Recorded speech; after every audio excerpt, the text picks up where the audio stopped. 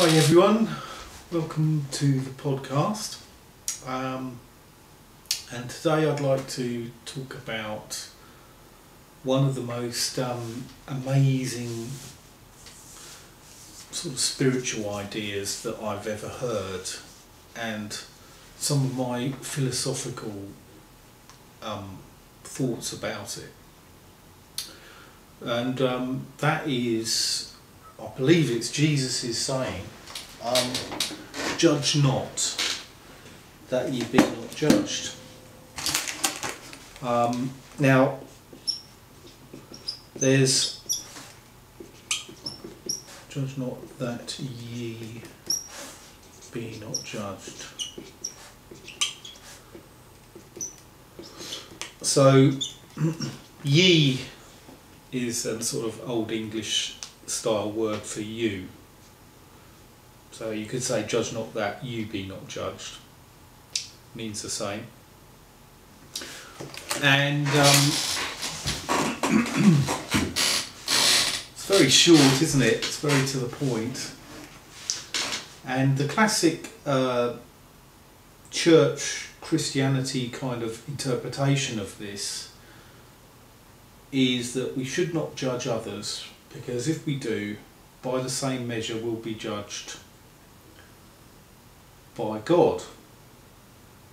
So in other words, if we refrain, they don't actually say this but it's implied, so if we refrain from judging others, we will earn a certain you could say forgiveness from God for what we've done that God might judge, or surely would judge if he was a judging God. And I mean, there's a lot of things about that don't make a lot of sense to me. And the first one is what I've just implied there, would be that,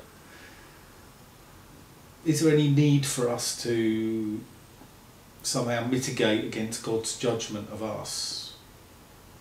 Because I mean, if God himself is telling us not to judge, then it'd be quite hypocritical for then God to judge us at all, wouldn't it? And I mean, if God was telling us not to judge others, because if you do, I'm going to judge you just as harshly. Wow, that's a weird kind of God, isn't it? It's a very strange kind of God, in my opinion.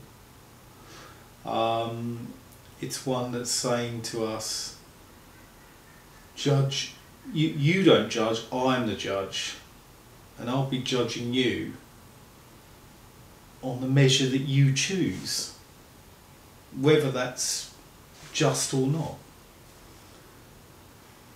I mean, that's all very, very strange idea for this being that's, you know, presumably billions of years old, massively intelligent, massively wise, massively loving, you know. It just seems quite petty and childish and pathetic, really, and more like sort of things that we do, us human beings, rather than what such a being like that would do. So, but yet this is attributed to Jesus, as far as I understand. So I started thinking, well, what could it have meant rather than that, you know? Well, judge not. I mean, does that literally mean, you know, if you're going to jump over a ditch, don't judge whether you can jump over it or not. Just jump. Or don't jump, you know? Don't sort of first try and make a judgment about, well, I think I can jump over that ditch. Or, oh, that looks a bit far. Yeah, maybe does it mean that? Don't even judge. Don't judge a share investment. don't judge that company. Don't use your judgment in what shares you invest in. Just pick them at random. Don't judge what company you work for. You know. Surely it doesn't mean that. Surely we need to use our judgment. And in fact, doesn't it also mean we need to use our judgment of other people? I mean, we need to decide who to trust, who to listen to, who has good ideas, who doesn't have good ideas. Yeah? So surely it doesn't mean that. So I think a better word for judged is actually condemn. And that is a kind of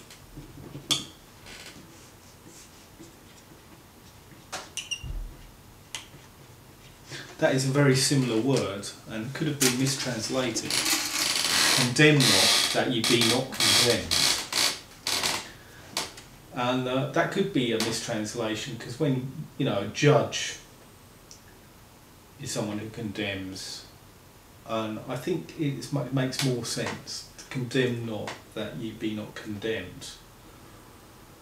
And so I think, you know, that's a judgment which is final, in a way. It's a judgment where we say, yeah, this person is so, and I judge them, bang bang, there's the gravel, you know, that little hammer that they use in courts, bang bang, that's it, we've now condemned you, the judgment is final. And of course in a court it needs to be, you know, the court can't carry on forever. There has to be a point at which the court says, right, okay, well, we've had enough information and we're going to have to come to a final judgment or condemnation. And I'm sure this doesn't apply to the law and courts and things like that. I mean, they have to function somehow, you know. But I think what its advice is to us in our hearts is to keep a little bit of openness, even to those who we would be tempted to condemn. and then we get into the subtleties of what's going on here, because what we know from psychology is often what we condemn in others is something about ourselves, in fact, that we can't really accept. And then we have here, condemn not that ye be not condemned. Because when you are condemning someone else or something else in a kind of projection, or a projection of something inside you that you condemn in yourself, you condemn them, really you are condemning yourself. You are condemning you. Condemn not that you be not judged. No, condemn. And in condemning that other person, and by implication yourself, you condemn yourself to never really getting in touch with that part of yourself, and that means you're going to live in a kind of half state of life. You're not really fully you, you're not really fully connected to all of you. And if we believe in a good God, then ultimately even these things that we do condemn in ourselves and by projection in others, there is ultimately there is a goodness to them. And if we continue to condemn others and ourselves, we'll never really be fully integrated. We'll never really get in touch with all those good things that God wants us and God has given us. And now we can see it in a completely different light. If we focus more on the you here,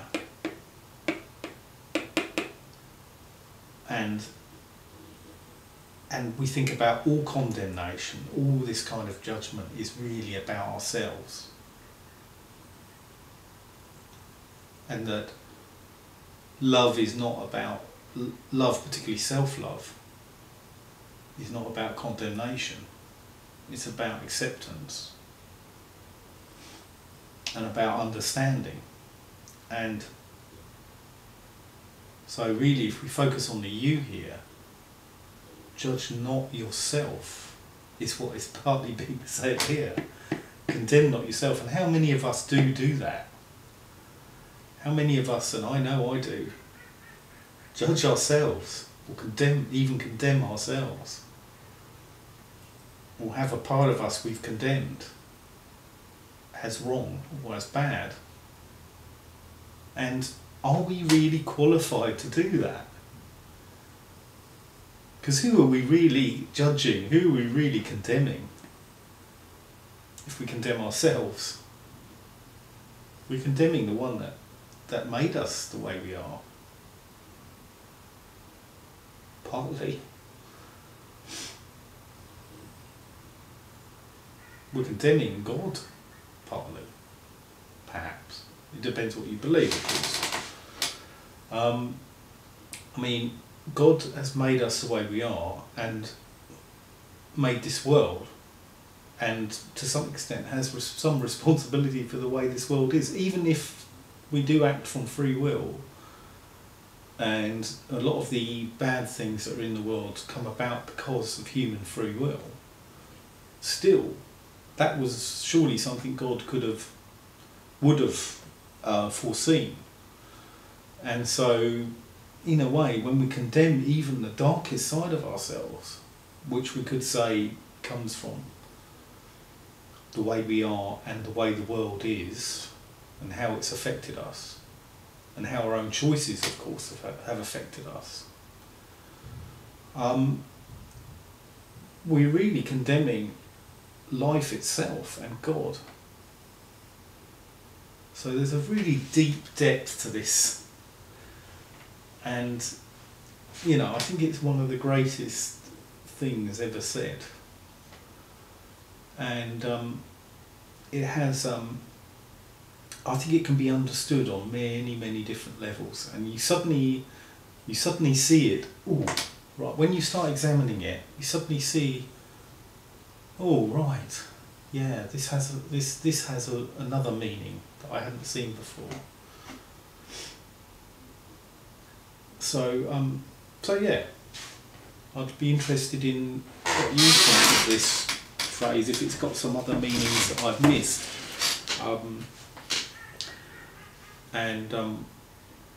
You know, if you've got some philosophical thoughts on it or religious viewpoints on it, I'd be interested in seeing it in the comments. So thank you very much for watching. Bye for now.